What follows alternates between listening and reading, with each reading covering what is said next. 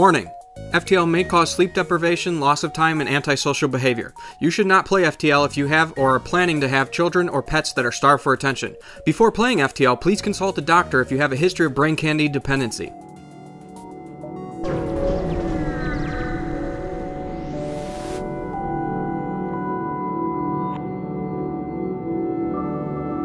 Never before has a game genuinely made me feel like I was the captain of a spaceship, but that's exactly what FTL does. It takes the inspirations of the best sci-fi ship-dwelling series like Firefly, Star Trek, and Battlestar Galactica and places you at the helm of the jump drive as you must span the void by blinking across the universe in a journey of consequence.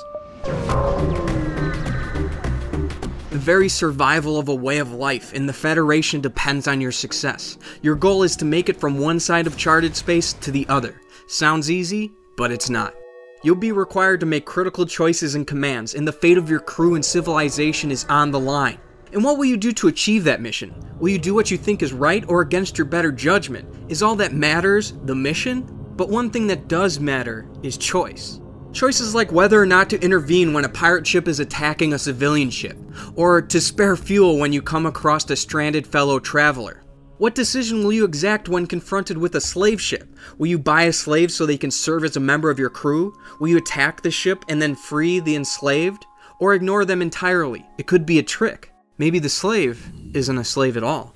Those are just a few of the many randomly generated scenarios that you may be confronted with while sailing across the black. Before you do any of that though, you're gonna need a ship, and that's what FTL is all about. Ship customization, survival, and the different tactics to achieve that end. While venturing across the cosmos, you'll have to micromanage a crew and your vessel by opening up airlocks to vent oxygen to put out fires or to suffocate hostile aliens who have teleported aboard, divert power to optimal systems for battle, and strategically attack enemy ships in vital locations, among many other tasks during battle situations.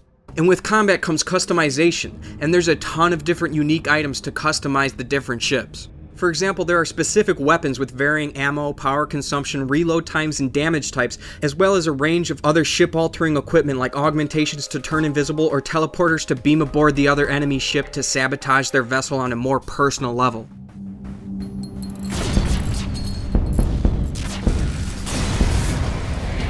Devising these new ways to travel and battle across the galaxy can be engrossing.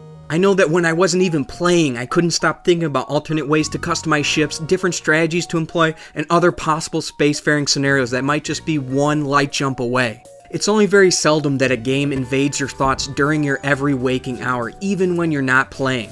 It's the mark of a truly superb experience. And if you're anything like me, then you might end up with a bad case of starships floating around in every cavity of your brain. But that seems only fitting, because FTL is a space odyssey made up of pure brain candy.